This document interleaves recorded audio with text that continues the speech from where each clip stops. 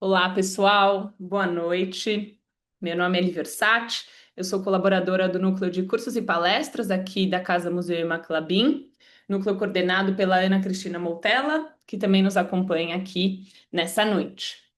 A gente está muito feliz hoje de receber a palestra intitulada Vestígios Pré-Coloniais em Território Urbano, o caso do sítio lítico Morumbi.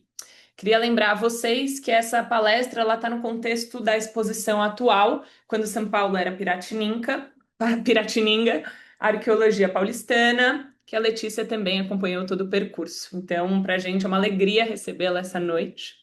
E para a viabilização dessa palestra, quero agradecer aos nossos patrocinadores, a Klabin SA, Quinto Andar e o Google Cloud. Agradecer também às nossas intérpretes de Libras que nos acompanharão essa noite, Grace Santos e Miriam Cachilé, sob a Silvia Sato Acessibilidade. Apresento então a nossa palestrante de hoje, Letícia Correia. É arqueóloga formada pelo MAI, da USP, atualmente é pós-doutoranda na Escola de Artes, Ciências e Humanidades da USP. Suas pesquisas integram sistemas complexos, tecnologia da informação e arqueologia, com o objetivo de discutir as dinâmicas de mobilidade humana ao longo dos períodos de 12.000 anos até hoje, com ênfase em dados arqueológicos do estado de São Paulo. É pesquisadora associada no Laboratório Interdisciplinar de Pesquisas em Evolução, Cultura e Meio Ambiente. Pesquisadora visitante da School of Complex Adaptive System, do Arizona, e integra o grupo de pesquisa Sunrise Historical and Prehistorical Preservation Society Eastern. Aí, bom, você pode ver, né, o grau da pessoa que nos acompanha aqui hoje. Lê, muito feliz de te receber aqui hoje nessa palestra. A palavra é sua, obrigada. Oi, boa noite. Obrigada pelo convite, obrigada pela apresentação, Lívia. Eu queria começar agradecendo o Paulo, a Paula, todo mundo da Casa Maclabim, a Cris. É um prazer estar aqui com vocês hoje e falar um pouquinho sobre um sítio arqueológico tão importante para o município de São Paulo. Vou começar compartilhando a apresentação e aí espero que vocês estejam vendo. Tá aparecendo? Tá chegando ainda. Tá, vamos lá. Foi. Foi? Tudo bem. Bom, eu já tive uma excelente apresentação, então só para dar um pouquinho de ênfase nas minhas pesquisas, eu tenho trabalhado no estado de São Paulo como um todo, desde 2011, por aí, mais ou menos, e minha ênfase na arqueologia, o meu objeto de estudo, são os sítios que a gente chama de sítios pré-históricos, associados a grupos que são conhecidos como caçadores-coletores, e que fazem instrumentos basicamente em pedra lascada. Na verdade, eles faziam em outros tipos de matéria-prima, mas algumas se deterioram e desaparecem ao longo do tempo. Então, a gente tem nas pedras lascadas, que o termo técnico, talvez eu repita sem perceber muito, vai ser lítico, né? Então, lítico se refere a pedras lascadas, e é sobre isso que a gente vai conversar um pouquinho hoje. Bom, para mim o slide não está passando. Passou.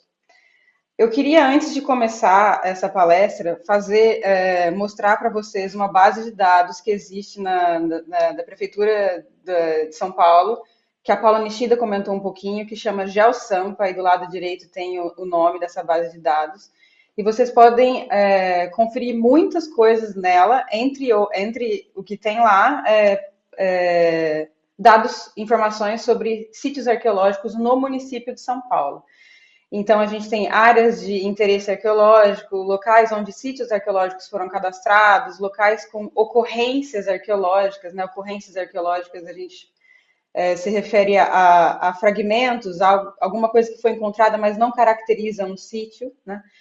Áreas de bem arqueológico, bem registrado, entre outros, né? Então, a Paula apresentou um pouco sobre essa base de dados, e eu trouxe mais uma vez para reforçar essa informação que a gente tem para o município de São Paulo. Nessa palestra, a gente vai focar no sítio lítico Morumbi, que fica no bairro do Morumbi, mais precisamente na área onde é o Jardim Panorama. e vocês podem ver a localização dele aí nesse mapa, né, que eu acabei de mostrar na base de dados anterior. Essa imagem que vocês estão vendo do lado direito, ela foi extraída do Google Earth, que, para quem não conhece, é um software que você pode visualizar imagens de satélite e é muito bacana para explorar localidades também.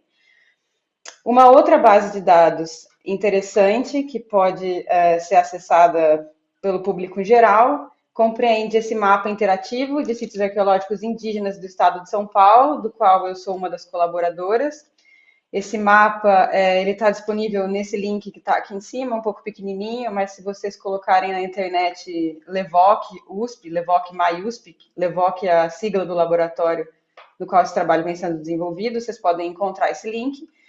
E aqui a gente tem um mapeamento de todos os sítios arqueológicos que tem no estado de São Paulo, por tipo de material arqueológico que a gente consegue caracterizar os diferentes grupos que ocuparam esses locais. Então, tem grupos ceramistas, os grupos de lítico, e aqui a gente tem a área de São Paulo, né? Que vocês podem ver que a gente tem ambos os tipos de sítios, cerâmicos e líticos. No site, vocês conseguem dar zoom, então vocês conseguem ver melhor essas informações, entender onde elas aparecem. E essa é uma base de dados bacana também, que vocês podem explorar um pouco sítios arqueológicos não só no município, mas no estado inteiro. E esse trabalho é muito bacana porque ele tem trazido de volta, né, trazendo para o público o resultado das pesquisas arqueológicas, mas trouxe um retorno muito bacana para a gente, que é a colaboração entre a comunidade e os pesquisadores, né? Porque a arqueologia também ela se faz muito de informações orais que as pessoas passam para a gente. Então, eu convido vocês a olharem essa base de dados e existem outras também nesse site que vocês podem conferir. Bom, aqui o que nos interessa, o sítio lítico Morumbi. Essa é uma foto bastante antiga, não tão antiga, né? Da década de 60, do bairro Morumbi, tirada pelo engenheiro Caspar Hans Luchinger, que foi quem reconheceu a existência de um sítio arqueológico nessa área. Então, aqui a gente tem o bairro do Morumbi nos inícios dos anos 60, quando começou o loteamento na área. Essas imagens e muitas outras, bem como o acervo arqueológico do sítio lítico Morumbi, encontra-se hoje no Centro de Arqueologia de São Paulo e parcialmente no Museu de Arqueologia da USP. Então, quem tiver interesse sobre essas informações, são essas instituições que devem ser consultadas, além da Maclabin agora, que está abrigando uma exposição sobre o tema. Nessa imagem, a gente vê, eu espero que vocês estejam vendo o meu cursor, aqui nesse topinho desse morro é onde foi encontrado o sítio lítico Morumbi. Aqui embaixo, nessa área, é onde hoje encontra-se a comunidade do Jardim Panorama, e ao fundo é a Marginal. Tá? Então, é uma paisagem totalmente diferente da que a gente está acostumada hoje, e não há muito tempo atrás, né? Então, vocês podem ver como a paisagem urbana mudou rápido nesse contexto. O sítio lítico Morumbi, ele foi identificado nessa época de ampliação, nesse momento de ampliação do bairro, de loteamento, por uma pessoa que já tinha conhecimento do que era artefatos arqueológicos e pedras lascadas. Então, essas fotos foram tiradas pelo Caspar e mostra uma coleta que ele fez de artefatos que ele considerava diagnóstico para provar a existência de um sítio arqueológico naquela área. Vocês podem ver à primeira vista que talvez um olhar não muito bem treinado poderia considerar isso como simples fragmento de rocha, né? E nunca ter encontrado lugar. Então, a gente tem uma grande sorte desse engenheiro ter tido esse conhecimento prévio e o interesse, né, de registrar, de mapear esse lugar, de cadastrar, né, de colocar no mapa um sítio arqueológico no município de São Paulo. Então, o que a gente tem aqui nessas pedras lascadas são instrumentos simples que compreendem rochas destacadas de um grande bloco, que a gente vai ver daqui a pouco, né? E esse material muito simples foi usado pelos grupos que passaram por ali ao longo do tempo, né? Que a gente vai ver um pouquinho mais à frente. Nesse momento, esse engenheiro ele coleta algo em torno de 300 a 400 peças, que são consideradas peças diagnósticas, e encaminha para o Instituto de Pré-História da Universidade de São Paulo, que hoje é o Museu de Arqueologia e Etnologia, e esse material está condicionado lá até hoje. Esse engenheiro, Caspar, ele fez esse mapa, que também foi apresentado pela Paula durante a palestra dela de abertura da exposição, vocês estão vendo aqui. Ele colocou alguns lugares, né, de referência e como esse sítio arqueológico poderia ser encontrado por outras pessoas, né? Então, ele criou esse registro espacial de onde o sítio estava em relação àquele terreno. Da década de 60 até os anos 90, a única coisa que a gente tinha sobre esse sítio era que ele existia, né? Nada aconteceu durante esse meio tempo com o material que foi repassado para o museu, ele ficou lá condicionado, né? Está lá guardado, mas não houve um estudo sistemático da área. Esse sítio ficou lá, né, caracterizado, mas não teve nenhuma pesquisa arqueológica nisso. Nos anos 80, 90, quase 30 anos depois, o arqueólogo Astolfo Araújo, que na época era funcionário do setor de arqueologia do Departamento Patrimônio Histórico, o DPH, ele encontra essa documentação e ele consegue, na década de 90, voltar ao bairro do Morumbi e identificar o sítio e encontrar onde estava esse local, né? E aí vocês estão vendo aqui do lado esquerdo, essa foto ilustra as visitas que foram feitas na década de 90 e um matacão, né, que é um grande bloco de pedra, que foi encontrado no terreno, e que é desse matacão e de outros que estavam ali, que aquelas lascas vieram, né? Então, ali nesse lugar, o que a gente tem é uma grande fonte de matéria-prima, onde esses grupos se valiam desses blocos de pedra para poder obter ferramentas para eles fazerem as atividades necessárias. Então, nesse momento, começam os primeiros estudos do sítio lítico Morumbi, né? Então, em 92, teve uma primeira escavação, coordenada pelos arqueólogos do DPH, pelo Astolfo, pela Lúcia, Juliane. Depois, em 94, eles fizeram mais uma outra etapa de escavação e essas pesquisas se encerram no ano de 1998. Nesse momento, eles têm apoio do Clube Paineiras e o apoio da comunidade local para fazer a pesquisa nesse sítio arqueológico. Mas foi uma pesquisa bem pontual, né? Depois dos anos 90, a gente tem um intervalo de tempo, novamente, até que as pesquisas são retomadas no sítio lítico Morumbi. E aí vocês estão vendo, então, a foto, uma imagem aérea do sítio, né, que foi obtida pelo Google Earth, acho que é uma imagem de 2025, se eu não me engano. Então, essa é a situação do terreno, era a situação do terreno em 2025, né? O que acontece esse terreno, ele é vendido para uma pessoa, né, para uma propriedade particular, e o dono desse terreno, então, decide construir uma residência para ele. E naquele momento, ele não sabia que ele tinha comprado um terreno que tinha um sítio arqueológico. E ele foi avisado disso quando ele começou a planejar fazer essa residência, descobrindo a documentação que tinha um sítio arqueológico ali. Tendo isso em vista, né, ele, sendo um lugar cadastrado como sítio arqueológico, ele precisava de uma intervenção arqueológica para garantir a salvaguarda desses bens. Ele precisava de um estudo arqueológico nessa área para que a construção dele não danificasse o sítio arqueológico que estava ali. Então, a gente tem início, nesse momento, uma segunda etapa de pesquisa arqueológica sistemática, né, com escavação arqueológica, com grupo de arqueólogos, nessa área onde ele vai construir a residência que ficou denominada como Lote 1, que é onde vocês estão vendo essa casa aqui hoje, né? Na época, isso chamou muita atenção, porque esse sítio, ele tem uma quantidade de material arqueológico absurda, muito diferente de tudo o que a gente já está acostumado a ver enquanto arqueólogo, né? Então, né, se vocês procurarem na internet, talvez vocês ainda consigam encontrar matérias como essa aqui, né, que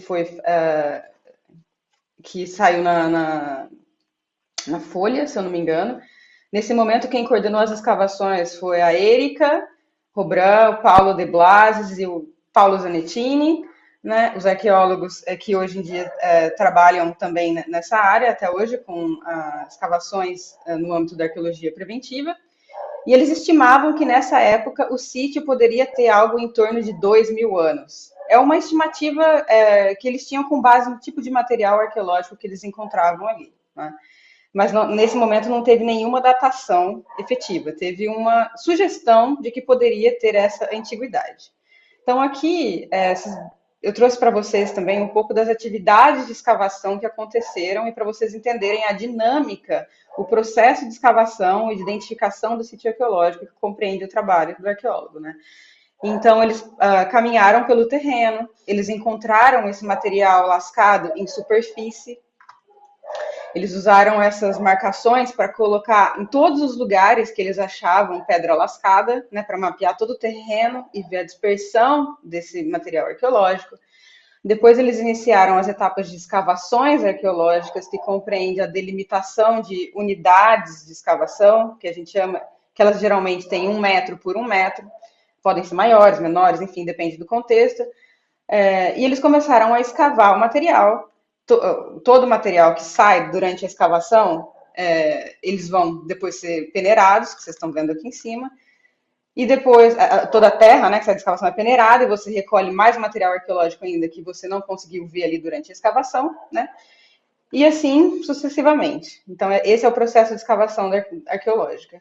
Como resultado dessa etapa, primeira etapa de escavação dessa área, desse lote 1, eles conseguiram coletar aproximadamente 300 mil peças, 300 mil artefatos líticos nessa área mais baixa do terreno, que é uma quantidade muito, muito, muito superior ao que a gente encontra nos sítios arqueológicos. Isso se deve ao fato de que nesse local existem os grandes matacões que vocês viram e existe fonte de matéria-prima. Então, quando a fonte de matéria-prima está disponível localmente, é esperado que a gente encontre material arqueológico ali, mas essa quantidade é muito superior ao que a gente está acostumado. E aí, eu trouxe algumas fotos para vocês verem o tipo de material, né? Então, aqui a gente tem essa escala, cada quadradinho tem 1 centímetro. Aqui, então, a gente tem uma grande lasca que parece que a gente chamaria como um possível raspador, porque talvez a gente tenta inferir algum tipo de uso, mas não é muito seguro necessariamente, né? Mas seria conhecido como um raspador. E aqui vocês conseguem ver algumas marquinhas, que são algumas linhas, que mostram esse lascamento intencional humano. Não é uma quebra natural, né? Não passou ali um trator, alguma coisa e ocasionou esse monte de quebra.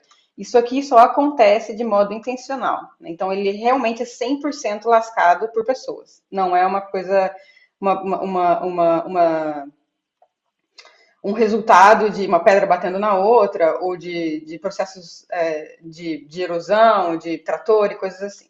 Aqui embaixo, a gente tem dois artefatos que são muito mais característicos, muito mais evidentes, né, de que eles realmente foram lascados para ter uma forma específica, e isso jamais aconteceria de modo natural, né, na natureza. Então, aqui a gente só consegue ver um lado, mas esse grande artefato aqui é o que a gente chamaria de bifacial, porque ele tem os dois lados da pedra lascada, então ele é um biface, né? E aqui do lado, a gente tem uma ponta, que eu dei um zoom aqui maiorzinho nela, que vocês conseguem ver, que é uma ponta conhecida como ponta de flecha, né? Mas esse é um nome funcional que é dado para o artefato. A gente não sabe necessariamente se foi usado como ponta de flecha, né? Então, esses artefatos a maioria dos artefatos encontrados no sítio Morumbi compreendem o que aparece aqui nessa peneira. Muita lasca de tamanhos variados, algumas um pouco quebradas, outras inteiras, e alguns instrumentos que a gente chamaria, que a gente poderia inferir algum uso, né? E esses aqui que são umas coisas um pouco mais chamativas no contexto desse sítio arqueológico, porque tudo o que a gente encontra nele é muito simples. É como se parece com esse artefato aqui em cima. E isso aqui requer um trabalho mais elaborado para ser feito, né?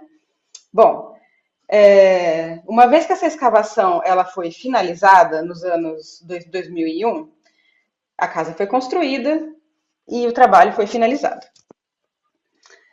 O dono dessa casa, com o tempo, vendeu esse terreno para uma construtora.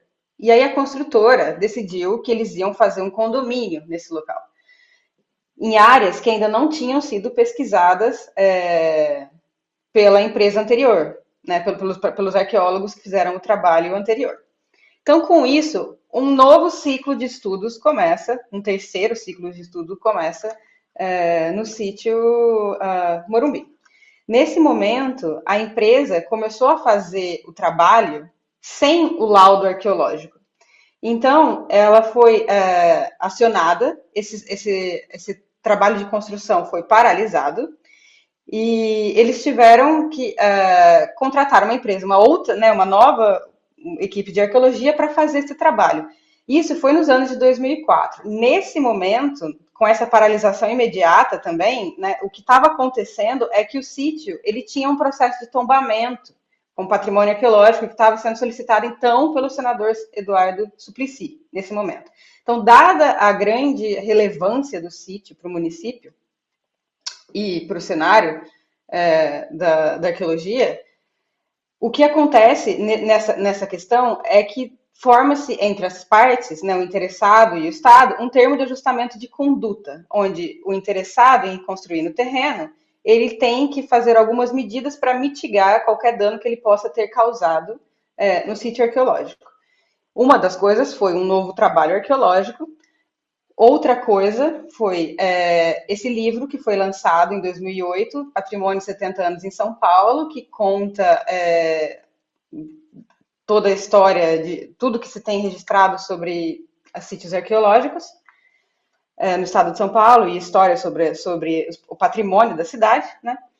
Uma outra realização desse TAC foi a criação de um centro de pesquisas em um imóvel que era tombado então pela prefeitura municipal.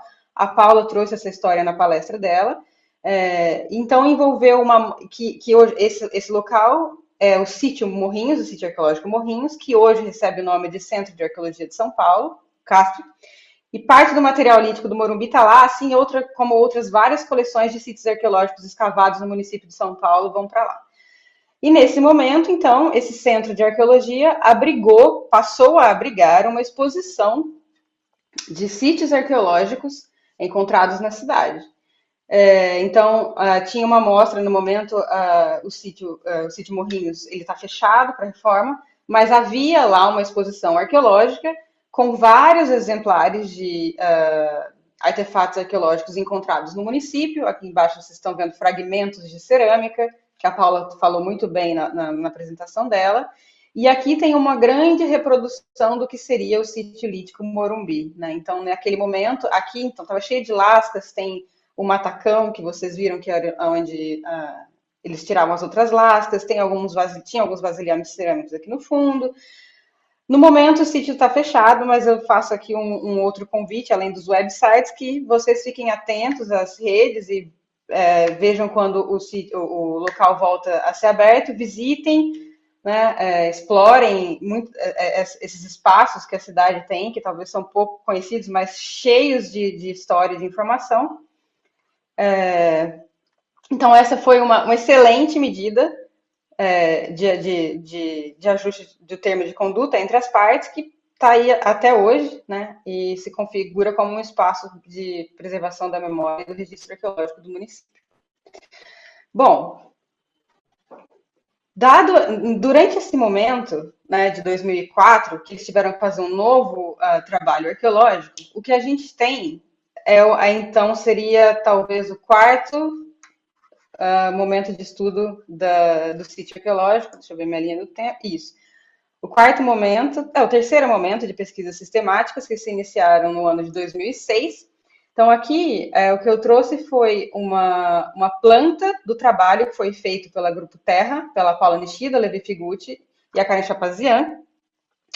E aí eles fizeram uma nova vistoria no terreno. Então, essa marcação aqui em cinza é a Casa 1, que foi trabalhada em 2001 pela equipe anterior. Os trabalhos do Grupo Terra 1 em 2004 consistiram em fazer algumas sondagens, né?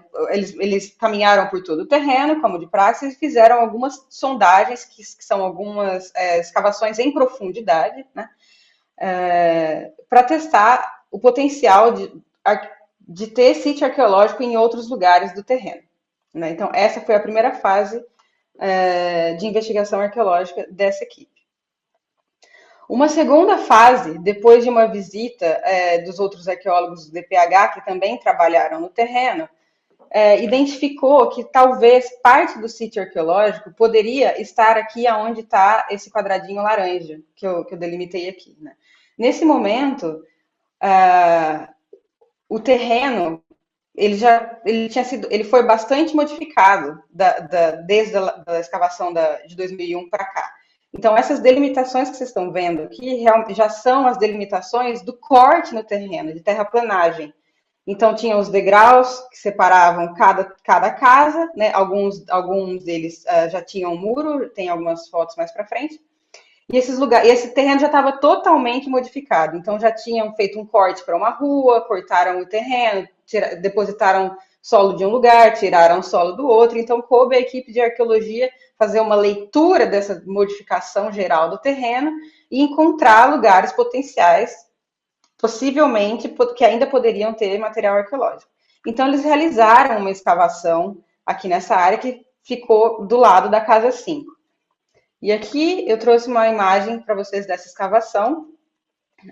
Eles escavaram uma grande área de 4 por 4 metros quadrados, numa área que foi identificado potencial por escavações, por inspeções anteriores. Então, eles viram que nessa área ainda tinha muito material arqueológico concentrado e que possivelmente eles não tinham sido afetados por essa atividade de deslocamento de terra, né, de nivelamento do terreno, etc. E eles começaram, então, uma grande escavação arqueológica nesse momento, nessa área. E aqui tem um exemplo dessa escavação em andamento. Então, toda essa área de 4 por 4 foi quadriculada em unidades de escavação menores. Isso ajuda a gente a mapear de onde vêm os artefatos e qual a relação entre eles, né? Notem que todas essas pedrinhas que vocês estão vendo aqui, e esses grandes blocos, é material arqueológico. Então, a quantidade de material arqueológico é muito grande, em uma área bem pequena.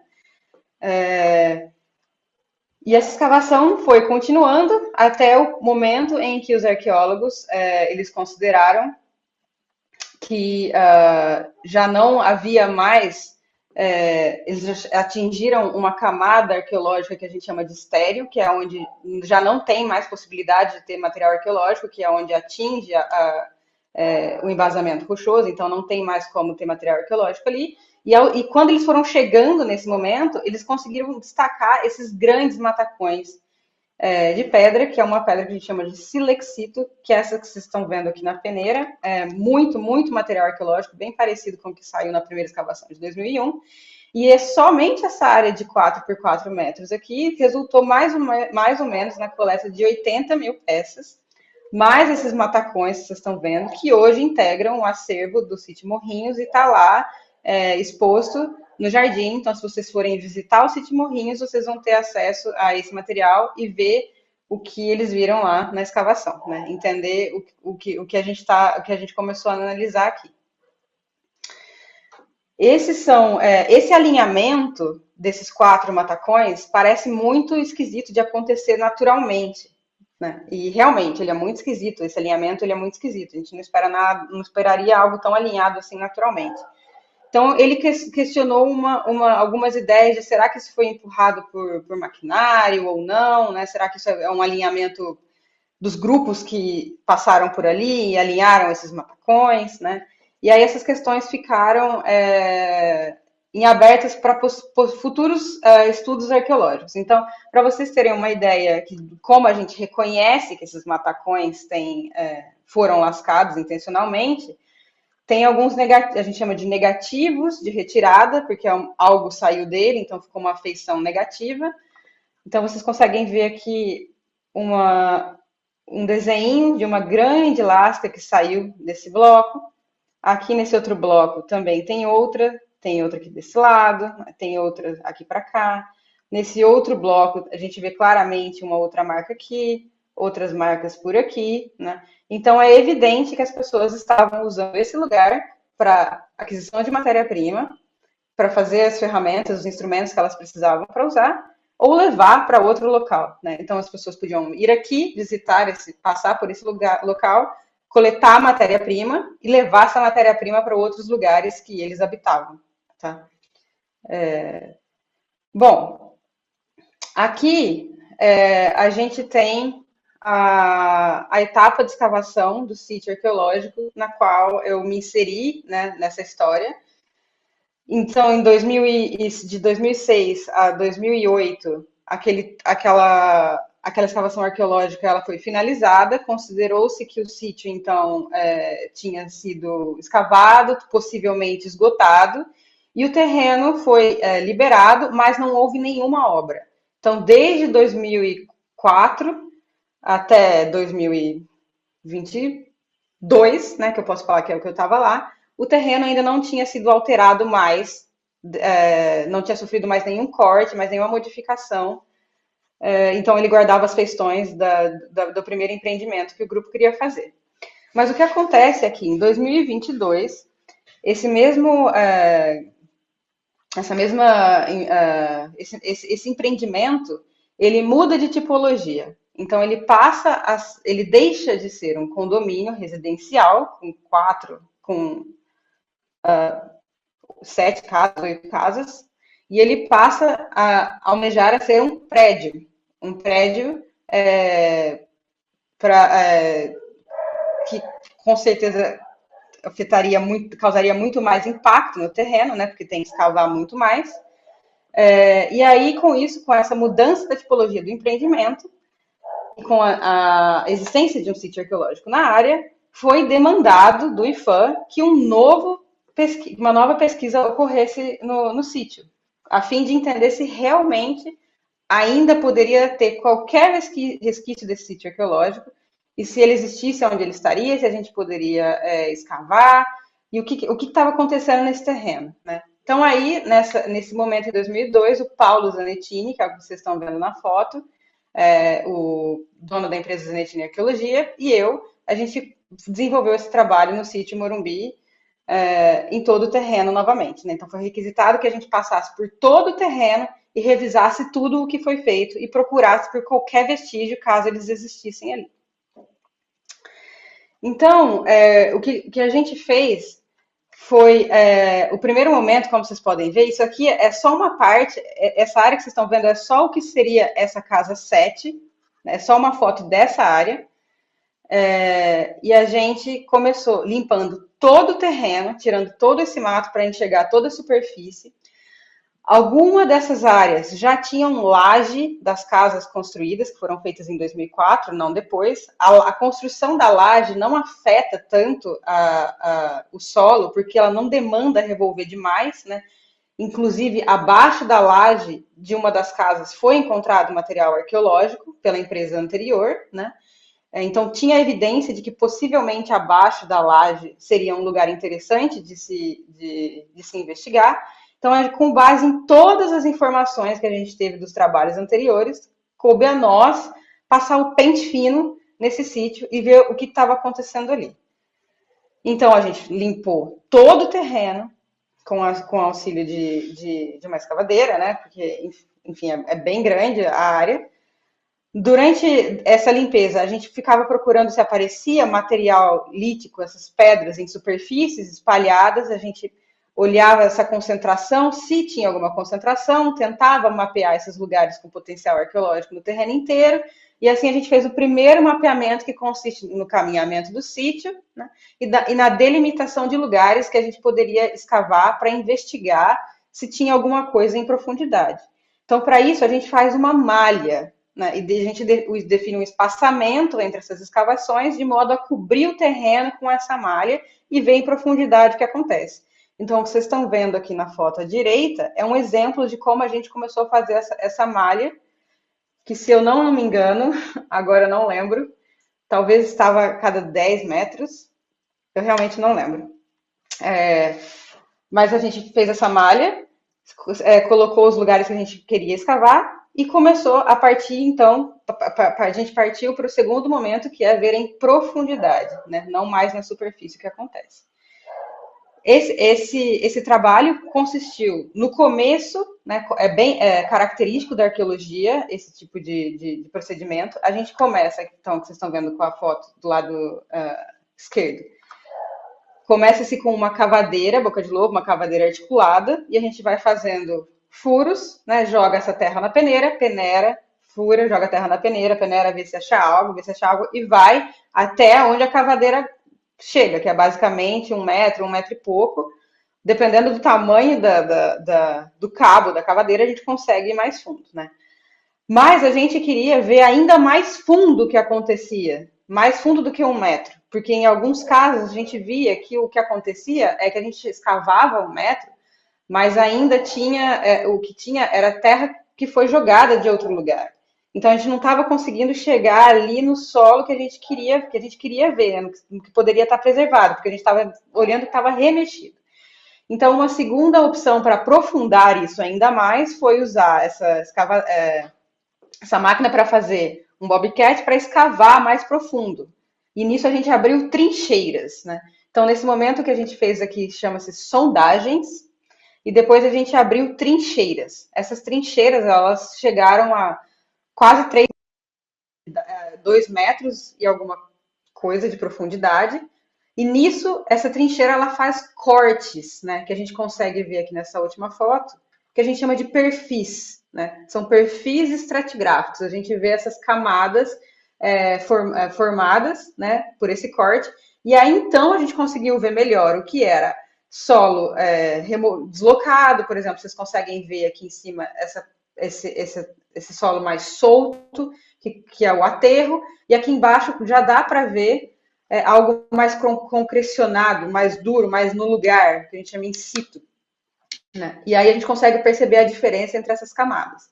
Depois que a gente fez isso com o Bobcat, a gente ainda foi mais fundo e fez mais 1 metro de sondagem, totalizando 3 metros de profundidade onde a gente estava escavando.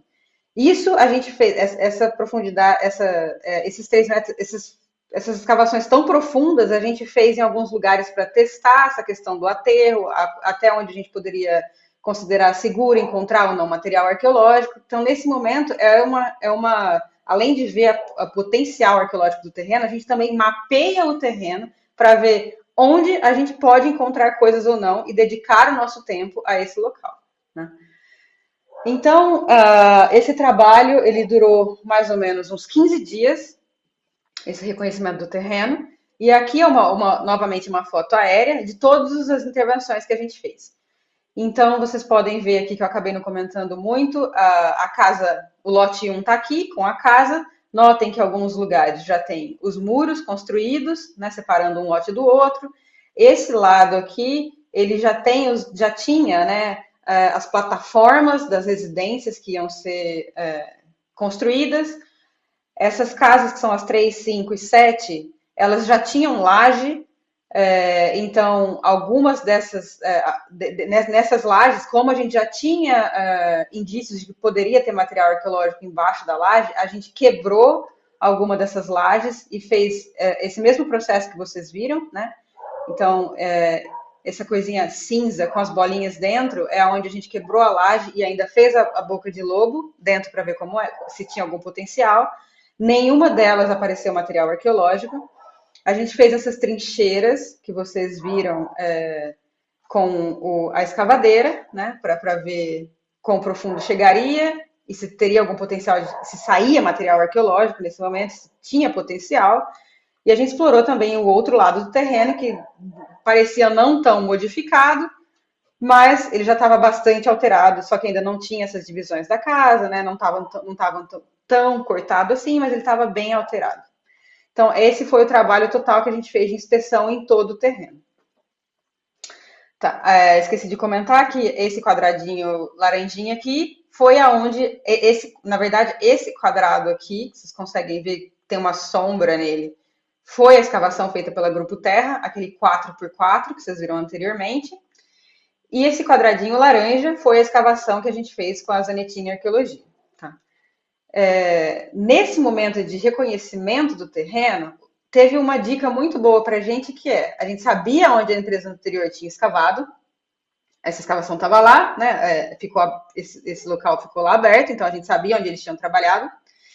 E tinha uma dica muito preciosa, que vocês podem ver na foto abaixo, tinha um atacão que estava preso na parede, né, no perfil de terra ali nesse corte, que quando a gente chegou lá, estava aqui, né? Ele caiu, ele se deslocou, ele caiu desse barranco e ficou caído aqui. Então, com base nos documentos anteriores, a gente entendeu que esse bloco estava ali e estava associado à escavação anterior. Então a gente começou a pensar, opa, pode ser que esse perfil aqui seja alguma coisa bacana da gente olhar e ver se ainda tem potencial dali para lá, né, dali para trás. Então, o que a gente fez, a gente limpou toda essa área, né? A gente deu uma olhada nesse perfil aqui, viu que tinha um pouco de material arqueológico esparso ali, que poderia sugerir ter sítio arqueológico preservado, mas estava muito deteriorado, erodido, né? Então poderia ser peça deslocada. Mas a gente pensou, bom, vamos explorar o lado de lá para ver o que vai acontecer. Este lado do terreno, que eu vou voltar aqui só para que está aqui desse lado, ele já tinha tido uma intervenção que está aqui, que vocês estão vendo aqui, anterior à nossa, que foi feita em, se não me engano, ou acho que 2004. E esse local aqui foi entendido que o material arqueológico que aparecia estava totalmente descontextualizado, ou seja, ele estava fora do seu local original de deposição. Ele estava remexido. E quando o contexto arqueológico ele encontra-se dessa maneira, para o arqueólogo, ainda que tenha material arqueológico, ele torna-se um pouco complicado, porque a gente precisa de contexto arqueológico para poder entender a dispersão dessas peças e para ter material confiável para obter amostras para datar o sítio. Porque imaginem, se está tudo fora do lugar, né, não adianta a gente ter alguma evidência para poder datar, porque a gente não vai datar, a gente vai datar algo que a gente nem sabe o que é.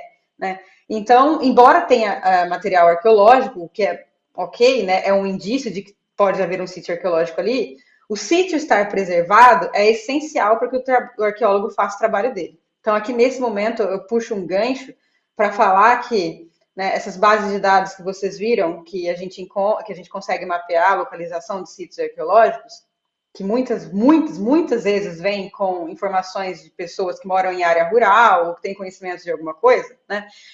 O que a gente pede é que as pessoas não tirem o material arqueológico de lá. Porque se as pessoas começam a coletar o material arqueológico, a gente perde a localização. Por mais elas podem levar a gente lá, né? Enfim, mas a espacialidade, que é o essencial para o arqueólogo mapear o local, é perdida, né? Então, claro, ela pode ser recuperada através de uma escavação arqueológica, mas tudo que aparece em superfície para o arqueólogo é o que dá a dica de onde é interessante a gente escavar, né? Então, quando se por acaso vocês encontrarem algum material arqueológico, tentem de alguma maneira com o Google, né, registrar esse local e entrem em contato com alguém e falem sobre a existência de um sítio arqueológico. Isso é muito, muito importante.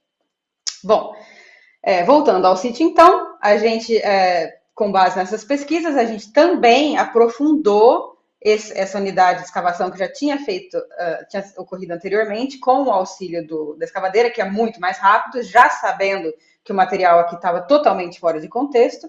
E a gente queria ver o que acontecia nesse perfil, né, nessa parede aqui de terra, para entender o que poderia acontecer do lado de lá antes da gente começar a escavar.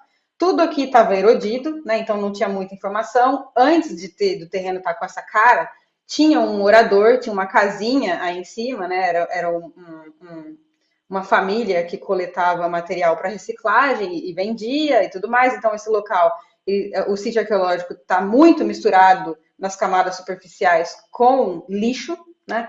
Então, a gente foi entendendo toda essa dinâmica do sítio e foi escavando para entender a hora que a gente ia chegar no material arqueológico. Então, essa unidade aqui de escavação foi a unidade que a gente conseguiu achar parte do sítio arqueológico preservado, né? Então, E foi a partir dessa escavação que a gente fez o nosso trabalho em 2022. Então, aqui, mostrando novamente para vocês como funciona o processo, né? Então, a gente usa essa colher de pedreiro para fazer a escavação. A gente escava bem devagarzinho, em camadas de 10 centímetros. No caso, eu escavei em camadas de 5 centímetros, porque a camada arqueológica era muito rica em material, em lascas, então ela era. Quanto mais cuidadosa, meticulosa fosse a escavação, mais fácil seria, melhor seria de lidar com os dados depois.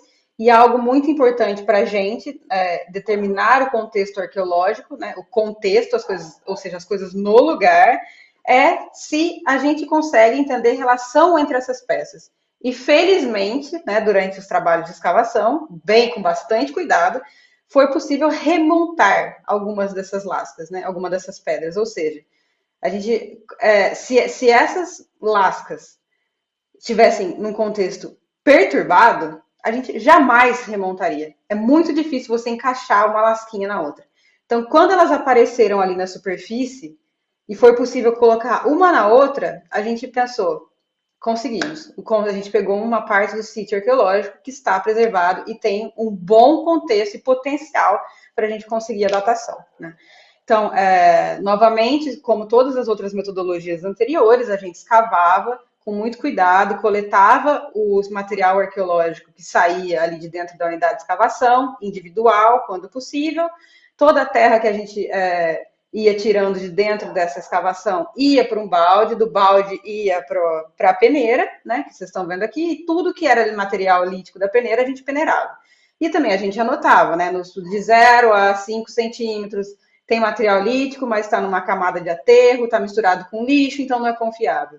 De 5 a 10, o contexto continua o mesmo, né? E assim a gente vai fazendo até que seja considerado que o sítio arqueológico acabou, né? A foto do meio, que mostra um material lítico lascado, também mostra aqui no cantinho um fragmento de carvão. E esse fragmento de carvão, não sei se foi exatamente esse, mas o fragmento de carvão foi o que a gente usou para datar o sítio arqueológico. Isso indica uma atividade de queima, né? Então, datando o fragmento de carvão, a gente consegue entender quando ocorreu essa queima, e essa queima a gente associa à ocupação do sítio.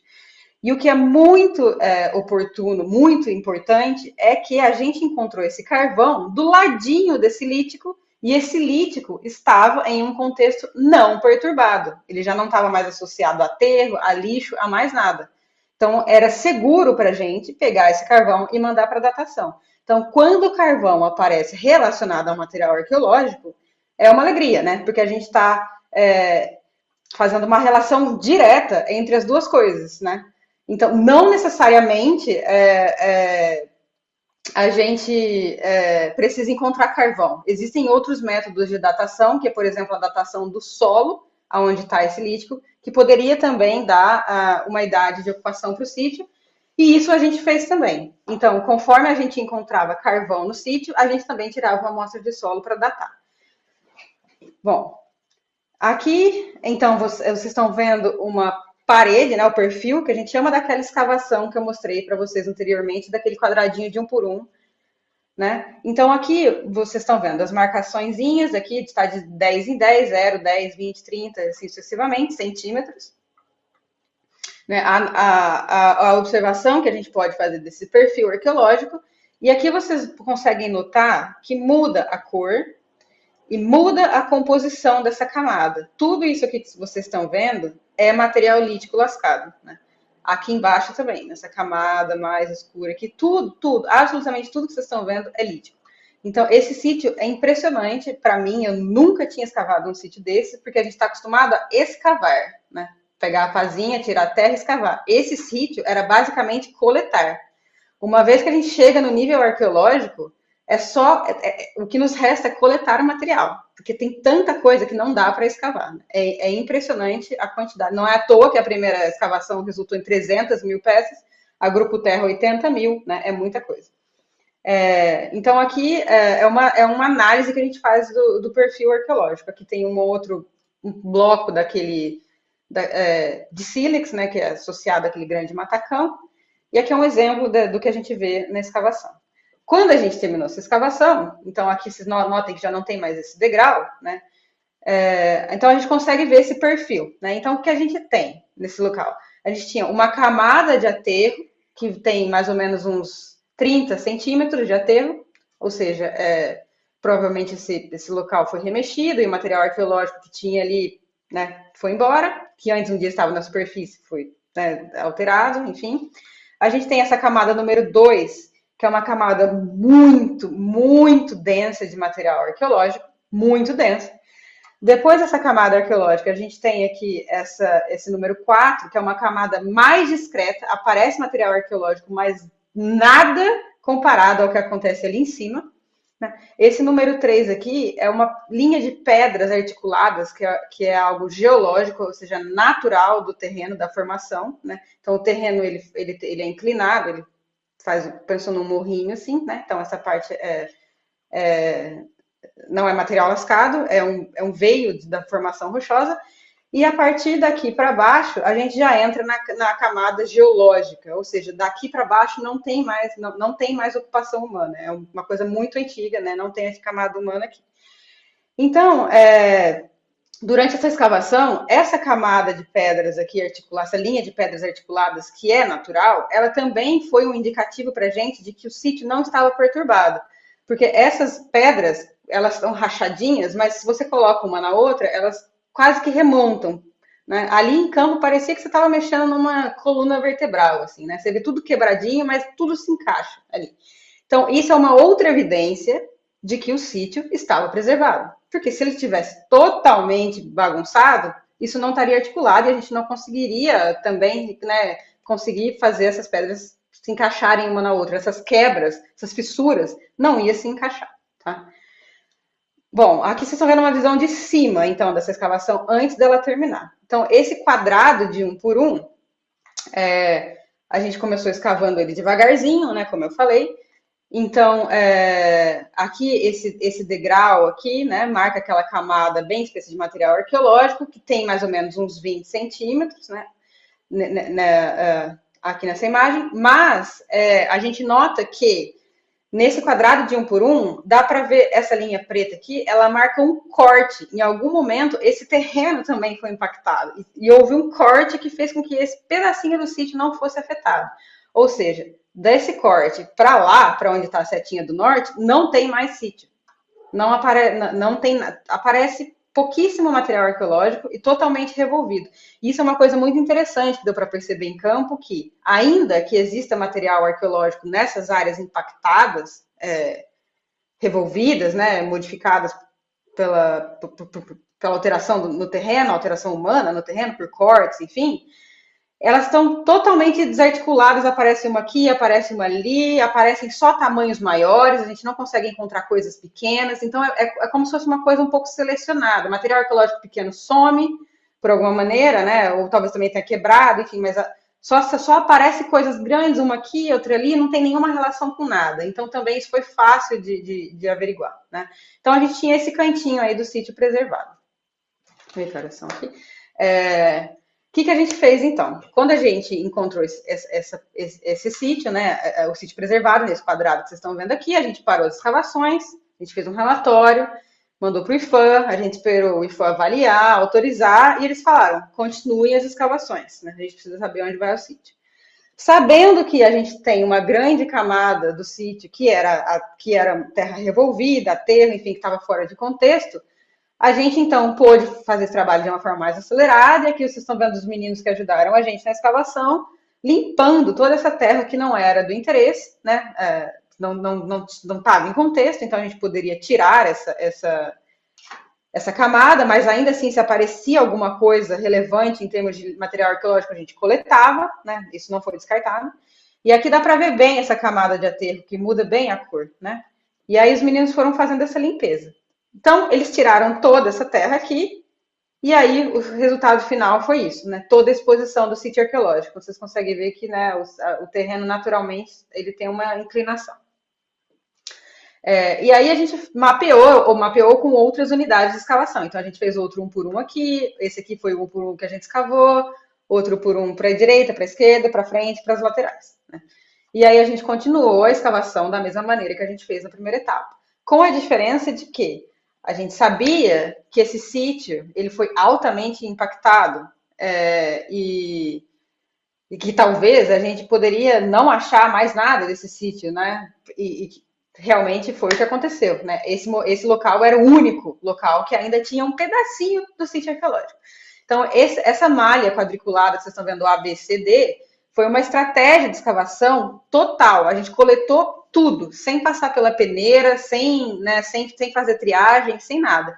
Então, toda essa coluna, o sítio ele tem mais ou menos 1 metro, né, de profundidade. Então, nessa coluna de 50 por 50 centímetros até mais ou menos 1 metro de profundidade, a gente coletou tudo. A gente fez com que esse sítio se transformasse em amostras. Então, a parte A gente escavou a cada 5 centímetros e coletou a cada 5 centímetros 2 litros. A gente colocava na jarrinha de solo, colocava no saquinho, mais 2, colocava. Isso gerou inúmeras amostras, né, que hoje estão lá no Castro. Então a gente tem uma parte do sítio escavada, né? Porque a arqueologia ela é destrutiva, então tem que tomar muito cuidado quando a gente faz um trabalho em campo. Esse trabalho tem que ser altamente responsável e documentado, porque uma vez que a gente tira do lugar, nunca mais vai voltar para o lugar que estava, né? Então, a nossa ideia é, vamos tentar preservar uma parte desse sítio como a gente pode, em amostras, né? Porque esse material arqueológico, ele pode ser analisado no futuro, ele não foi lavado, né? Geralmente a gente lava. Se a gente não lava o material arqueológico, a gente pode fazer análise de resíduos para entender se ele foi utilizado, no que ele foi utilizado. Então, aí entra o pessoal que faz análises químicas, né? A gente pode tentar fazer remontagens, porque a gente sabe esse contexto todo que ele está aí.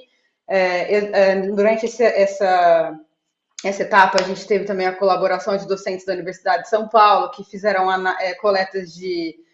Vocês conseguem ver aqui uns quadradinhos, né? Que é coleta para micromorfologia, que é para fazer estudo do solo, para entender o que estava acontecendo aí nesse momento, né? A gente fez coletas também de pequenas amostras do solo, que possivelmente podem ou não, né? Dependendo de como...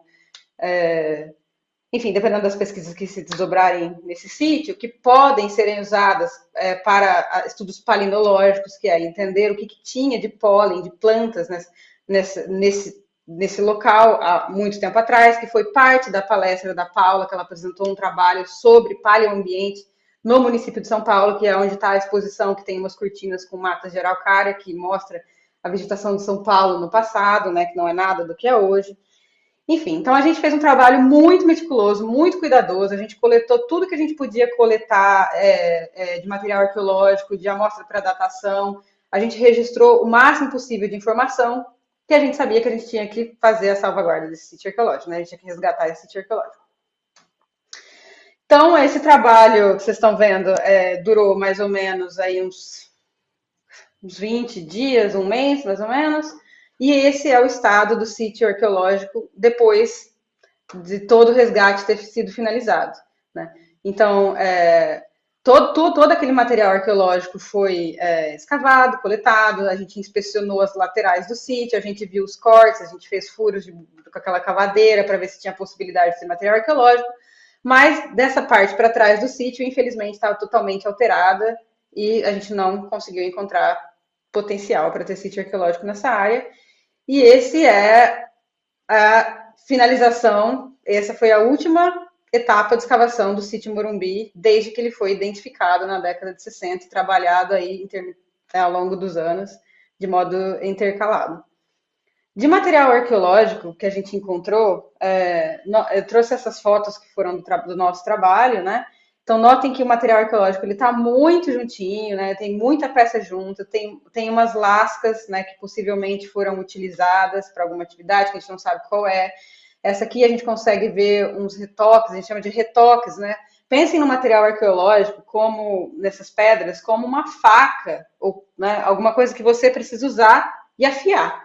Então, as pessoas usam, lascam de novo para poder deixar com corte, aí eles usam, fica cego, aí lasca de novo, né? Então, a gente tem, no sítio Morumbi, o que a gente mais tem são artefatos desse tipo, lascas, que apresentam retoques, que são esse afiamento, né, da lateral, e que foram utilizadas para alguma coisa que a gente não consegue inferir ainda o que, né? A gente também tem, além dos grandes blocos, que são as fontes de matéria-prima, tem pequenos núcleos, né? Núcleo é uma matéria aonde saem lascas, então ele é um núcleo, ele fornece alguma coisa, que é o resto, é o que sobra, né, dessa exploração, então é um material muito pequeno que você já nem consegue lascar mais.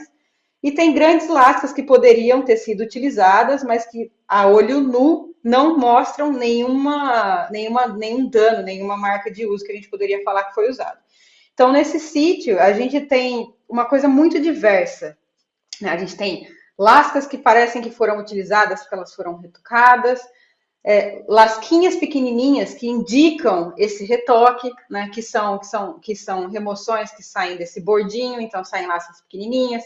A gente tem grandes núcleos e pequenos núcleos, né, de massa que foram utilizados para tirar matéria-prima, lascas que não foram utilizadas, e tem lá da escavação de 2021 aquele artefato, aquele trabalhado dos dois lados, aquele bifacial, e aquela ponta, que é algo extremamente raro para esse contexto, não era esperado, né?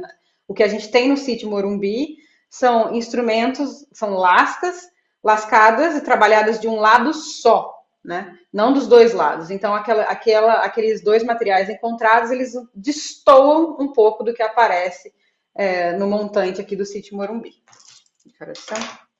Tá.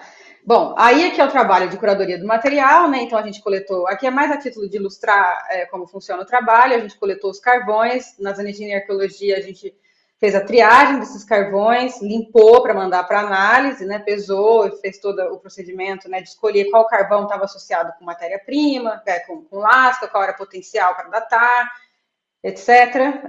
A datação é uma parte custosa do trabalho, né, em termos financeiros, é caríssimo datar um carvão, então a gente tem que ter certeza que a gente pode mandar aquele carvão para datar, né?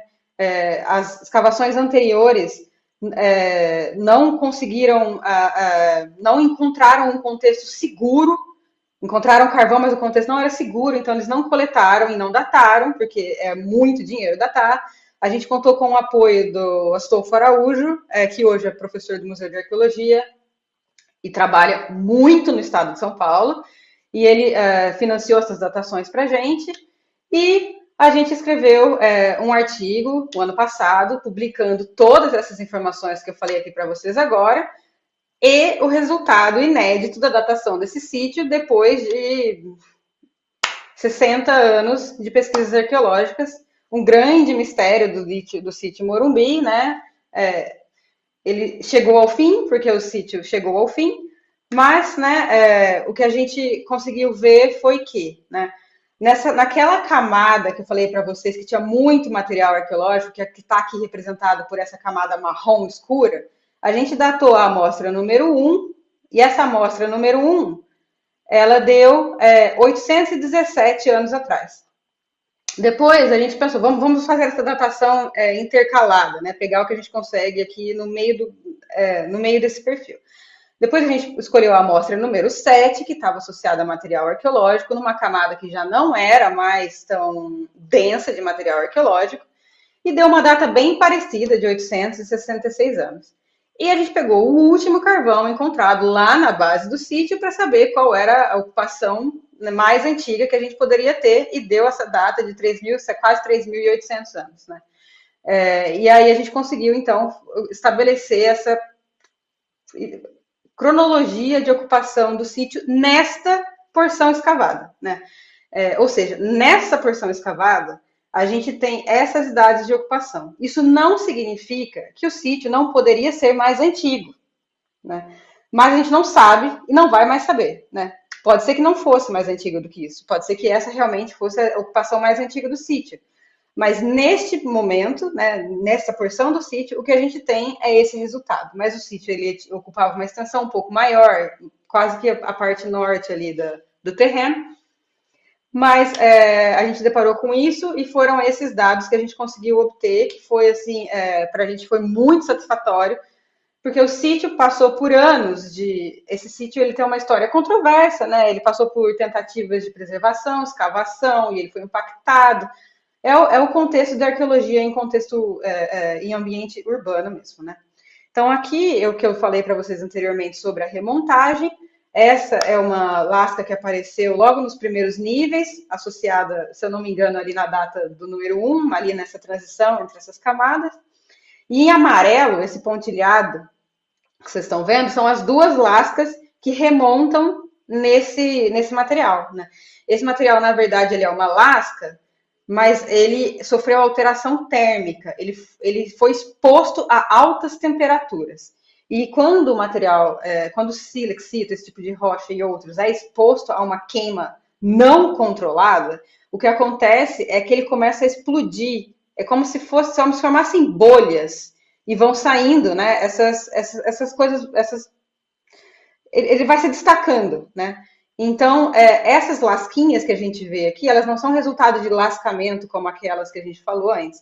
Elas são resultados dessa queima. Mas, ainda assim, esse material, ele está num contexto arqueológico preservado, ele foi lascado, e essa queima ocorreu após o lascamento, e aí soltou, né, e destacou essas lascas que foram encontradas todas associadas. E ali, na hora da escavação, já foi possível remontar, né?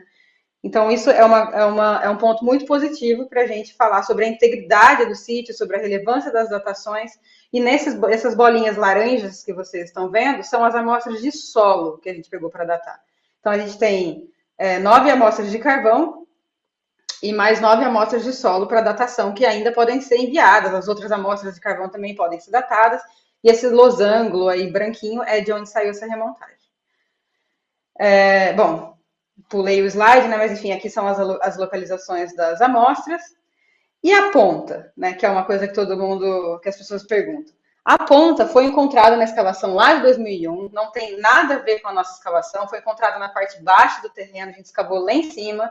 O material arqueológico que a gente escavou ele precisa passar por uma análise para entender se essas camadas mais densas são parecidas com as partes que não têm muito material, ou seja, se as pessoas que estavam lascando ali estavam lascando coisas parecidas, se são os mesmos grupos, porque a idade é muito intervalada, a intervalo entre as idades é muito grande, né? Então, precisa fazer um estudo desse material para entender o que acontece, né? Agora, com base no material. Essa ponta a gente não tem como datar, mas o que a gente consegue ver, notem, prestem atenção na foto da ponta, que ela tem duas cores. Uma mais esbranquiçada, aqui tem uma sombra, na verdade, né? E aqui tem uma cor mais viva, mais amarelada, mais caramelo, né? O que isso mostra pra gente é que essa peça, ela foi lascada em um dado momento, e aí ela sofreu o que a gente chama de intemperismo, né? A ação do tempo, do solo, sol, chuva, acidez, e isso faz com que a superfície, com que a cor da pedra seja alterada, né? Então ela vai ficando esbranquiçada. Depois de um tempo, a gente não sabe depois de quanto tempo é necessário para essa alteração acontecer na superfície, ela foi lascada de novo. Então, o interessante, ela foi lascada aqui, né? Nessa bordinha, nessa lateral. Então, o interessante dessa peça é que ela mostra dois eventos. Se são dois eventos pela mesma pessoa ou não, né? A gente não sabe.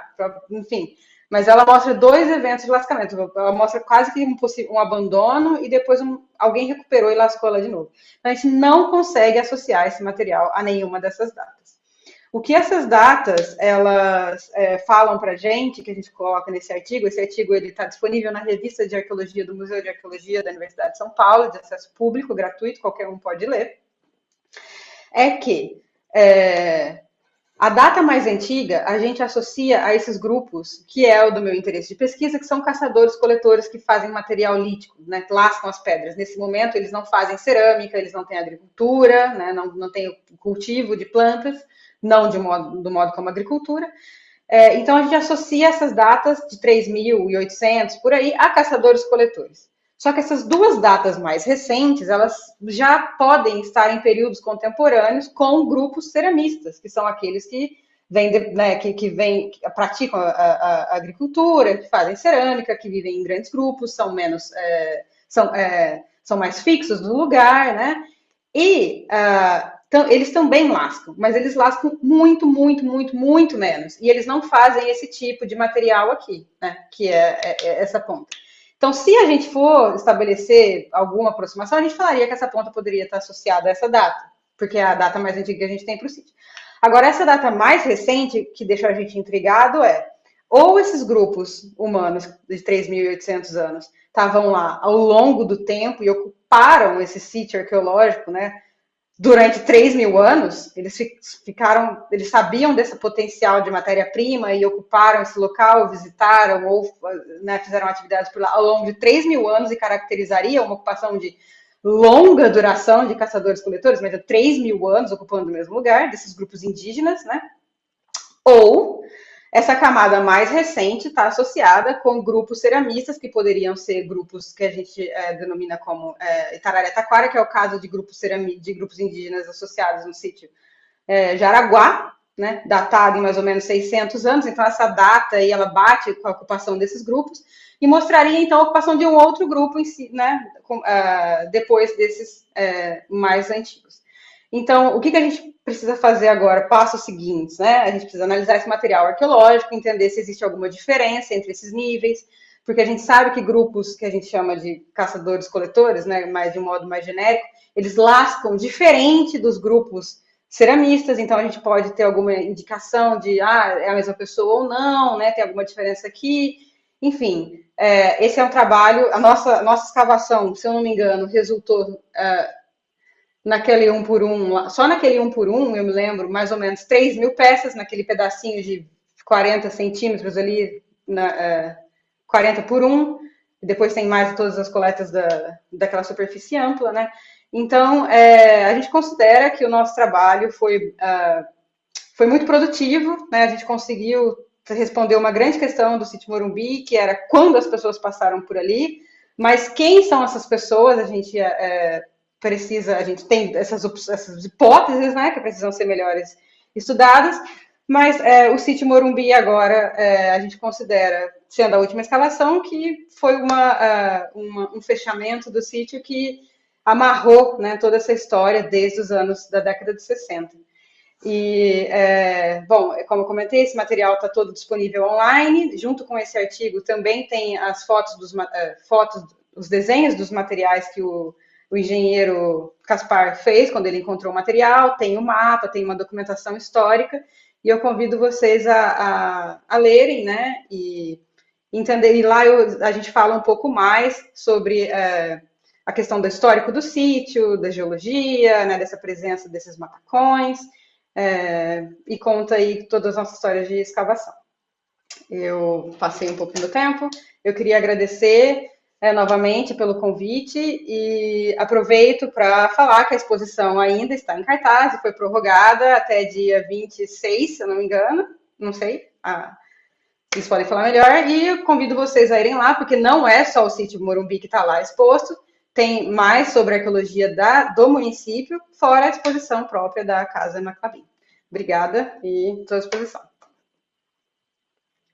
Obrigada, Letícia, pela explicação maravilhosa, né? É muito raro a gente conseguir se aproximar do universo da arqueologia com tanta precisão como você fez, né? Bom, eu tenho uma pergunta aqui, mas eu vou começar com a do público, Letícia. Eu acho que uma delas você já respondeu, a Gabriele, que pergunta quanto tempo levou a escavação. Já respondeu, né? Eu não sei dizer das anteriores, né? Mas a nossa, no geral, assim, a escavação em si deve ter levado uns 2 meses, as 2 etapas, mas o trabalho todo levou meses, quase um ano. Quase um ano. Eliana Baroni pergunta: é comum se valer de conversas com grupos indígenas que ainda vivem na região da cidade de São Paulo para ouvir a opinião deles sobre os objetos arqueológicos encontrados? Sim, é comum, né? Essa é uma prática atual, inclusive, da arqueologia, de estabelecer contato com os grupos, né? E para ver se o que eles pensam sobre isso, se eles se identificam ou não com isso, né?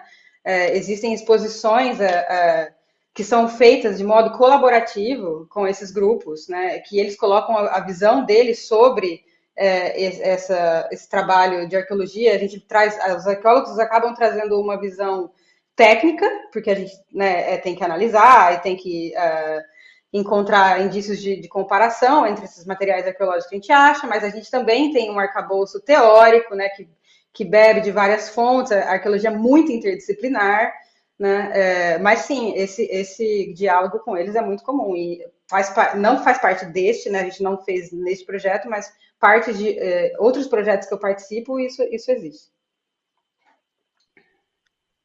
Outra pergunta da Adriana, Letícia, que é: conseguimos inferir alguma coisa considerando o volume de material encontrado? O que a gente consegue inferir é aquilo que eu comentei ali no sítio, no começo, quando mostrei os matacões. Por, por terem os matacões lá, ou seja, por ter fonte de matéria-prima local disponível, né, para eles, a gente infere que essa quantidade absurda de material arqueológico é decorrente da exploração desses grandes matacões, né? Então, como a matéria-prima está ali, é muito fácil dela estar ali, né? Se não lasca o material ali, a gente infere que esse volume de material arqueológico é decorrente disso. Porém, é uma quantidade muito superior ao que a gente encontra em lugares que a gente chama de fontes de matéria-prima, aquisição de matéria-prima, né? Então, isso leva a gente a pensar que muita gente passou por lá, ou foram ocupações muito densas ao longo de muito tempo, né? Então, a gente não consegue estimar o número de pessoas, mas a quantidade é absurda, assim. Então, ou é uma ocupação ao longo de muito, muito tempo, ou é muita gente passando por lá. Incrível. A Adriana ainda pergunta: o que que acontece com um sítio como esse depois que a escavação termina e a área volta a ser considerada uma área urbana ou existe algum tipo de proteção? No caso do sítio Morumbi, ele foi esgotado. Então, não tem mais o sítio Morumbi. A área ela foi liberada e até o momento nada foi feito, né? Então eu não sei se a empresa vai construir ou não, mas de maneira geral o trabalho do arqueólogo é fazer essa inspeção, né? Ver o potencial, resgatar o material arqueológico e a área ela pode ser liberada ou não, né? Existem alguns casos que, por exemplo, como o sítio Morumbi, ele teve em 2004 um processo de tombamento, mas ele não foi tombado, mas ele poderia, se ele tivesse tido um outro rumo na história, se transformado, por exemplo, em um sítio escola, que é um lugar que as pessoas vão lá para aprender como funciona a arqueologia, né, como trabalha o arqueólogo, que a gente tem sítios que servem como processo de formação do arqueólogo, né? E seria excelente se a gente pudesse ter um na cidade. A gente viaja, né, quando vai para outros lugares, é muito comum, por exemplo, quando se alguém já foi para o Peru, nem precisa ir muito longe, não, ver sítios arqueológicos lá em Lima, né, no meio da cidade, assim. O que acontece é que São Paulo é uma cidade em expansão, né, muito rápida, e existem várias questões sobre sítios arqueológicos no espaço urbano e preservação sobre isso, né? Então, alguns lugares ficam marcados, né? A gente tem isso acontecendo. A exposição da Emma Clabin fala muito bem sobre isso, né? Sobre essas questões. Mas uma vez que o sítio é escavado e dado o potencial como, né, material recolhido, a área é liberada. Mas assim, esse trabalho todo, ele é sempre alinhado com o IFAM, né, que é o órgão que regulamenta, que lê os nossos relatórios. Então assim, não é a empresa, o arqueólogo vai lá, escava, decide, liberou, né? Então é uma esfera bem maior, é muita gente envolvida nisso. É um processo longo, você escreve relatório, alguém avalia, refuta ou não, vai lá. Então, durante todo esse tempo de trabalho no Morumbi, a gente recebia os empreendedores, a gente recebia o pessoal do IFAM, a gente recebia o pessoal do Ministério Público, né? Então, assim, e no meio disso tudo, as tomadas de decisão vão acontecendo. A próxima pergunta do Rodrigo. Planejam fazer estudos de microartefatos em sedimentos sem líticos aparentes? Essa questão eu não sei responder muito bem. A gente tem as amostras, né? Inclusive, a gente tem o material lítico também para fazer análises, mas essas amostras elas foram coletadas pela professora Jimena Villagrán, do Museu de Arqueologia, e foram levadas para o Museu de Arqueologia, né? Para fazer essas análises, aí teria que ser, precisa acessar essa docente e conversar com ela sobre o andamento dessas análises, mas o que importa é que a gente conseguiu coletar o material e essas análises podem ser feitas, né? Incrível.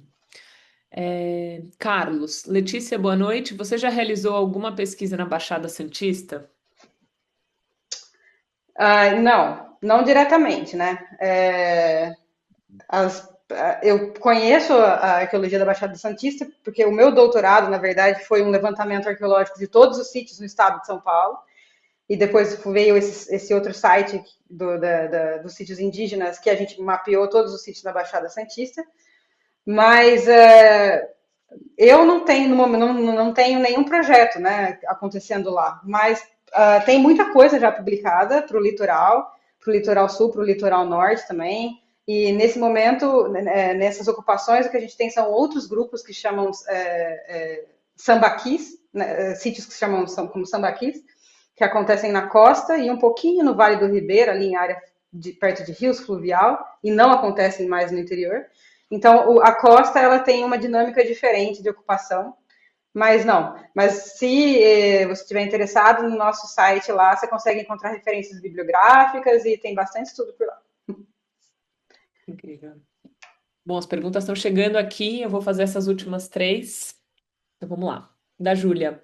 O local pode ser considerado uma oficina lítica? Uma oficina lítica, a gente consideraria que eles estavam trabalhando com o material ali, além de coletar o material, né? Para a gente falar que foi uma oficina lítica, a gente precisa das análises. Mas eu, com base no que eu vi durante as escavações, eu acho que ali não era só um lugar de coleta de matéria-prima, né? Que foram as ideias um pouco anteriores sobre o que explicaria a quantidade de material. Se a gente encontrasse só material que fosse coletado para um outro fim, eles não estariam modificados, eles não estariam retocados, né, com aspectos de que possivelmente foram utilizados. E estando ali, olhando ali em tempo real, né, eu não analisei material, mas eu consegui ver algumas coisas ali, me parece que eles fizeram algum tipo de atividade ali, porque tem artefatos que podem indicar uso, raspadores, alguma coisa para corte, né? Então, assim, essa é uma pergunta que ainda precisa ser respondida. Pode ser um lugar de oficina, né? Eu acho que, na verdade, aconteceu muita coisa. É que, assim, tem uma coisa que é muito importante que a gente tem em mente, é que os artefatos, eles somem ao longo do tempo. Então, se, por exemplo, ali eles usaram o sítio, né, além de coletar matéria-prima, para processamento de alimento, de animal, de alguma coisa, esses ossos, eles já foram embora, eles já não existem mais, né? O solo é muito ácido e eles se decompõem. Então, o que sobra para nós é o lítico, na maioria dos casos, né? A não ser que vocês cavem um abrigo, uma caverna, que as condições são outras e ela preserva ossos, né? Então, para falar sobre esse tipo de coisa, aí a análise tem que ser focada realmente no material arqueológico. Próxima pergunta, de Eric. Foi pensada alguma explicação para o fato de haver uma profundidade tão grande da escavação, com uma pequena diferença de idade, carvão 1 e 2, e um espaço de 3.000 anos entre os carvões aparentemente próximos, 2 e 3? Então, pode ser uma ocupação discreta, a ocupação mais antiga, inclusive os níveis inferiores, aonde está esse carvão, aonde foi datado, a camada de material arqueológico é muito, muito, muito discreta. Então, o que a gente pensa é que talvez essa ocupação muito antiga, né, ela foi talvez menos, muito menos, não foi intensa, né?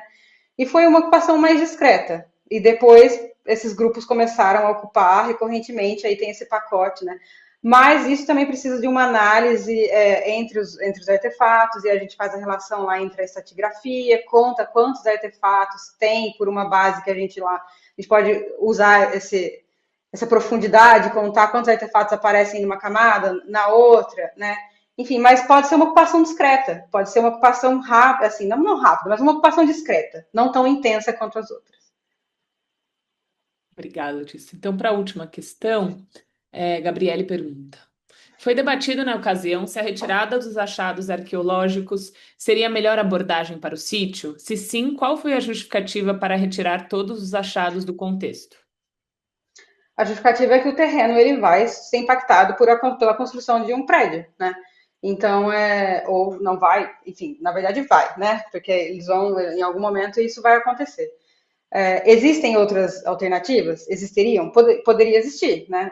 Poderia ter, em algum dado momento, poderia ter sido definido que aquele setor seria preservado e poderia se transformar em alguma, como se diz, alguma área que se preservasse aquilo e falasse, olha, aqui tem um sítio arqueológico, né? Mas o dano ao terreno, né? A modificação do terreno foi tão intensa e todas essas medidas tomadas, elas não foram tomadas à revelia, né? Isso foi tomado com base em decisões, em processos, em grupos, né? Com muita gente reunida e foi decidido que o material seria escavado para tentar entender justamente esse contexto. Se a gente não tivesse escavado o sítio, a gente não tinha esse resultado, né? Então, e dado ao fato de que né, o sítio sobrou aquela pequena porção ali, e seria o único momento que a gente teria de tentar responder outras questões, né, foi decidido que o sítio seria escavado. Letícia, eu vou para as últimas duas, então, aproveitar e Vai. ficar no mesmo bloco, pode ser? Pode. Vamos lá. O mapa que você mostrou a princípio me surpreendeu muito pela quantidade de sites. Existe alguma investigação em progresso em outro site nesse momento na cidade de São Paulo? Segunda pergunta, já emendo, que é: tem alguém trabalhando com esse material agora? Quem? Tá, vou responder a segunda. Não, não tem ninguém trabalhando com esse material agora. O material lítico está lá no CASP. Tem um grande acervo e esse material precisa de alguém para analisar ele. E sobre pesquisas arqueológicas no município, elas estão acontecendo o tempo inteiro, né? Todas essas obras que vocês estão vendo que acontecem na cidade, tem uma equipe de arqueologia acompanhando essas obras, porque sempre encontra alguma coisa em São Paulo quando estão fazendo, né? Então, essas obras de metrô, né? Então, todos esses lugares estão acontecendo.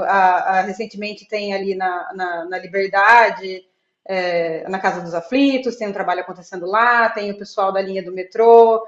Então, sempre, né? Onde você vê grandes obras em São Paulo, vai ter uma equipe de arqueologia que está trabalhando ali. Tem um trabalho, né, do Renato Mangueira, que é um trabalho de mestrado, que ele se vale desse. Na verdade, ele ajuda a abastecer aquele Sampa que vocês viram. E para quem tem interesse na arqueologia de São Paulo, ali é uma grande síntese dos sítios arqueológicos que acontecem no município. E o site, que tem bastante sítios arqueológicos, né, que é o do Estado, só respondendo de modo geral, aquilo lá é um compilado de pesquisas arqueológicas que acontecem desde a primeira pesquisa arqueológica na década de 40, né, e pesquisas pontuais, assim. Então, tem muita gente trabalhando no Estado também, em pontos diversos, fazendo trabalhos de sínteses regionais. Então, a gente tende a achar que. A gente, assim, né, falando no geral, muitas pessoas ficam surpresas com a quantidade de sítio arqueológico que tem no município e no Estado, porque acham que São Paulo não tem arqueologia, né? Mas é bem pelo contrário, tem muita coisa e com certeza tem muita coisa que a gente ainda nem sabe. Letícia, eu vou aproveitar então e fazer a minha última, exatamente nesse tema que você trouxe, que é um pouco como é que você vê essas estratégias de publicização do trabalho arqueológico, né? Porque eu acho que um dos intentos com a exposição foi demonstrar essa história pouco contada, pouco narrada da própria história de São Paulo pelo viés da arqueologia, né? Essa exposição é muito Uhum. inovadora também com essa intenção. E aí também fica para mim essa angústia de que São Paulo se conhece pouco, né? Muito mais sobre o trabalho arqueológico, a gente desconhece essa faceta pré-colonial da nossa história, né? Como é que você vê o trabalho da arqueologia, né, acadêmica, né, extrovertendo essas descobertas? Como é que a gente consegue ampliar um público maior?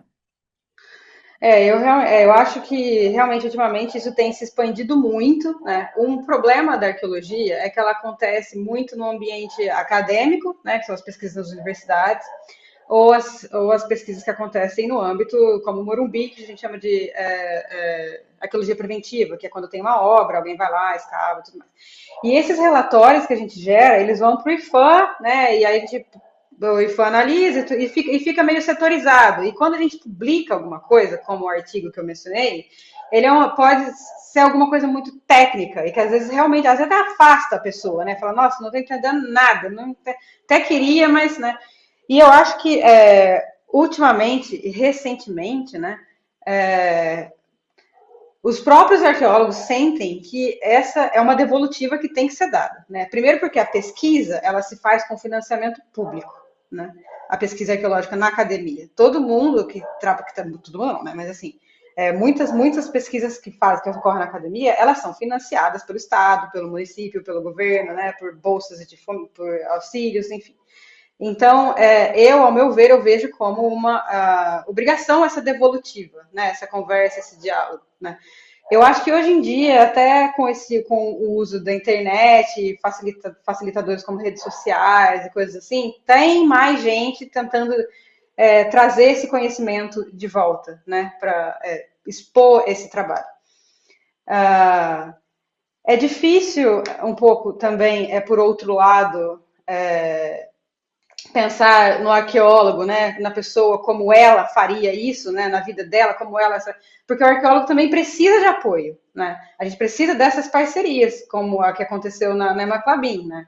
Então, a arqueologia pré-colonial de São Paulo, ela é pouco conhecida porque a gente, no senso, no geral, as escolas, o material didático, essas coisas meio que não consta isso, né? Então, precisava pensar em uma maneira de inserir isso também nas escolas, porque todas as vezes que a gente faz palestras ou, né, sai alguma coisa, a gente é chamado para falar nas escolas e a gente vai, né? Tem essa questão também da educação patrimonial, que é o trabalho do arqueólogo, de museólogo, de fazer essa conscientização, de levar, né, o conhecimento arqueológico. Então, eu acho que é uma via de mão dupla, né? É o arqueólogo saber se comunicar também com o público que não é especialista, porque se eu chegasse aqui ou qualquer outra pessoa, né, e ficasse falando em termos técnicos, ninguém talvez fosse, porque não é nada técnico, é muito, né? Enfim, e a gente realmente acho que precisa fomentar. Então, do nosso grupo de pesquisa, né, que eu posso falar melhor, a gente tem feito essas grandes bases de dados de sistematização. A gente tem trabalhado com comunidades locais de onde a gente trabalha, né? Porque o trabalho, né, não é assim, nossa, a gente vai fazer e vai ficar grande, a gente não tem a gente não tem meios para fazer isso tão grande. Então a gente tem que começar onde a gente está, né? Então a gente trabalha com as comunidades que a gente está, eles são envolvidos, né? O nosso laboratório, o nosso projeto de pesquisa tem feito documentários sobre o trabalho da arqueologia, esses documentários são públicos, são abertos, né? A gente já fez filme, Então, assim, a gente vai se valendo de tudo que a gente consegue para fazer com que o trabalho arqueológico atinja outros públicos, né? E isso tem surtido um efeito muito bacana, porque, por exemplo, esse site dos sítios indígenas, ele tomou proporções muito grandes, né? Ele foi divulgado em jornais, em plataformas, em lugares que a gente nem imaginava. E isso fez com que muita gente procurasse a gente. Nossa, olha, eu achei material que você pode vir aqui, né? Enfim, isso só vai aumentando o banco de dados. A arqueologia, ela é feita também por pessoas interessadas, né? Por moradores locais, por pessoas que se interessam nisso, né? O arqueólogo, ele não dá conta de fazer tudo sozinho, né?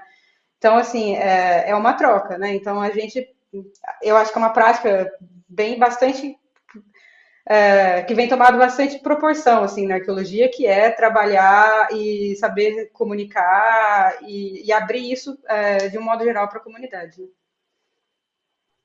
Demais. Obrigada, Letícia, pela Imagina, eu que resposta, agradeço. pela palestra, né, por todo o seu percurso, assim, que maravilha, admirável mesmo. E, bom, queria lembrar vocês que ficaram com a gente até o final, que a exposição segue em vigor, aberta até dia 26 de abril. Então, a gente reforça que a nossa programação também, concomitante à exposição, vai acontecer no presencial, no online. Eu deixei aqui o site no chat para vocês acompanharem a gente, porque a nossa programação existe se vocês acompanham e vêm com a gente, tá bom? É isso, gente. Agradecer imensamente a Letícia, as nossas intérpretes e vocês que ficaram até o final. Boa noite, gente. Obrigada, Letícia. Imagina, eu que agradeço. Obrigada.